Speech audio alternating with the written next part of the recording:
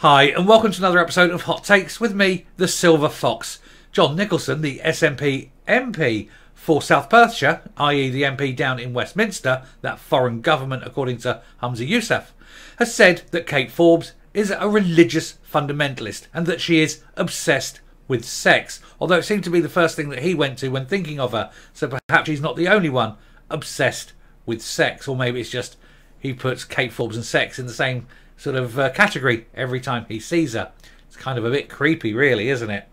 But we're going to take a look at what this man is saying. Is she a fundamentalist? Is she obsessed with sex? Or is he just a bigoted old man from a tired old party? Let's have a look. So here we are. SNP MP suggests Forbes is a religious fundamentalist obsessed with sex. John Nicolson criticised the SNP leadership candidate for her views on equal marriage. Her views being that she didn't agree with gay marriage, and that she says children outside of marriage should be frowned upon. It's it's a sin against God. That's her beliefs. That's the teachings of her church. But anyway, John Nicolson criticised the SNP leadership contender's views on equal marriage on Tuesday, but said he would remain within the party if she became leader. Well, that's very big of him, isn't it?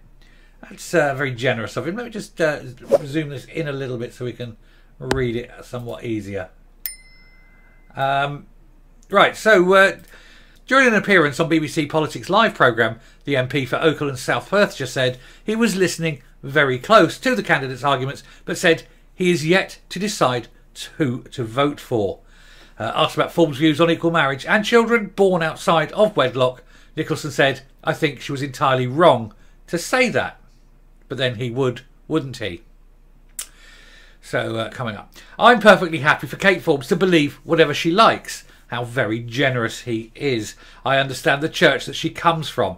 My father's family is from the Outer Hebrides, where this church is very strong. But if Kate Forbes doesn't want to be in a same-sex relationship, then Kate Forbes should not go into a same-sex relationship. But she shouldn't tell me what relationship I can or cannot enter into. And asked if he would stay within the SNP if Forbes became leader, he said, "Yes, I think so, because if she wins, she'll be the First Minister. But, it's a democracy." In other words, yes, I'm quite happy taking all this money at the public purse. I don't, for example, want to go and get a proper job. I'm quite happy to suck from, or like a vampire, from this lifeblood of the country, because I'm a hypocritical, two-faced wonk, really. Anyway... she said, the thing I don't get about these religious fundamentalists is why they're so obsessed with sex. The Bible tells us that we can't wear mixed fabrics or eat shellfish as well. They don't worry about that. It's sex that seems to fixate them. He keeps bringing up sex, doesn't he? Why is that then? Seems a bit obsessed to me. During his appearance on the BBC, the MP criticised the outgoing SNP leader, saying she had concentrated power in a very, very small circle of people. I don't believe he's managed to penetrate her intimate circle, and I think that's why he's criticising her. I'm pretty sure he may well have penetrated Peter Murrell's intimate circle, but that's an entirely different video, and one I don't ever want to see any kind of photographic evidence for. He says, "I don't think that was always the healthiest way to run a party." Well, at least he's got that right. I'll give him that one. Anyway, it meant that she sometimes missed out on advice, I think, from people who could have probably helped her, and obviously were in a position which is far from ideal. Nicolson said the party found itself in a mess following a torrid leadership campaign. I think it would have been more accurate if he said that Nicolson said the party found in a mess following a torrid leader. And that would have been accurate too. He said there are many things that one could say about Nicola Sturgeon, and we have, and we will continue to do so. She isn't getting off the hook that easy. But anyway, she was saying that were good as First Minister, but succession planning, I don't think that has been her great strength. No, she didn't have time. She had to get out of Dodge because she saw what was coming over the horizon at a fair lick of knots, so she needed to pack her bags and get out quick. A very fly-by-night person, Nicola Sturgeon, I think. Anyway, he says that now we find ourselves in a bit of a mess and we've had quite a torrid election campaign. It's been really quite unpleasant. I don't know. I've enjoyed every moment of it. I'm watching a party rip itself apart. I'm watching the candidates insult and berate each other, knowing that whichever one wins is going to be carrying the baggage of all the accusations that have been laid before them going into this. So, I mean, it is an absolutely fantastic time. I don't know why he thinks it's unpleasant. He said, I think the SNP isn't used to that. We haven't had one in 20 years. No, because it's been a monarchy passed from generation to generation almost. There's been no democracy in the SNP. Forbes upset some in her party at the start of her campaign over her comments on social issues. But she's bounced back. And in fact, like I said, I'm actually going to call it. I'm going to call it here and now. So I'm going to say that come Monday, Kate Forbes will be the leader of the SNP. Should then become the First Minister of Scotland.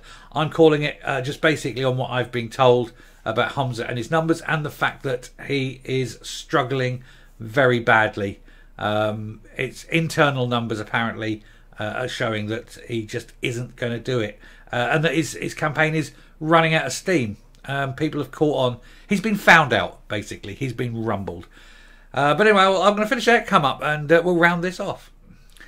So the backbiting and infighting in the party continues, this time not just between the three candidates, but you're getting other members of the party taking pops at one another too. It really is a complete implosion of everything within the party, and it's just spectacular to watch. But that line about, oh, I'm not going to leave the party even if she becomes leader, no, it's quite right, because he needs that money. He needs the public to pay for him, because if he had to go out and get a proper job, nobody would employ him. Nobody would employ these people. They're unemployable because they're so damn useless. You only have to look at their record. Oh, what did you do when you were an MP? Well, I did this, this and this. They all failed. Yes, but I did it. You know, it was public failure. I'm used to it. You know, who's going to hire them? Anyway, yeah, he is right about Kate Forbes. I made a prediction at the beginning when Kate Forbes opened her mouth and said what she said about gay marriage and about children out of wedlock. I actually commented in a video and saying, oh, that's the end of her campaign, almost before it started. She's got away with it. And far from from being a loser and losing straight away, she's built on it, built on the campaign. I don't think she's sort of pushed herself as being particularly good at anything. I think she's simply highlighted how bad the other two are. And Humza Yousaf saying, oh, you've never had experience in government. Well, she hasn't had the experience of failure either, something which Humza Yousaf certainly has. And I think that's why the SNP membership numbers are such that she is going to be voted in as leader unless there is a stitch-up at a late stage. We can't rule that out. But from what I've been told, the internal numbers are that she'll have it and that he is not going to win. He knows it too. That's quite sad. So we'll see. We'll see. I think if she does win it, of course, it means that he is effectively out of government. He may go back to the back benches and then probably quit Parliament at the next election because he knows he'll never get another sort of ministerial position if Kate Forbes becomes leader. Ash is definitely hoping for Kate Forbes to become leader because she knows it's the only way she is going to get a ministerial position. So it's all very internecine, and I shall, we'll keep an eye on it over the next 4 days now. So roll on Monday. But I am confident that Kate Forbes will win this. Hold me to it. Anyway, thank you very much for watching. If you like what you're seeing here on the channel, please hit that subscribe button right now. Ring the bell for notifications of future output. Leave a like, leave a comment, share the video. And until next time, stay safe, stay well. Don't believe what MPs tell you. They all lie, and goodbye.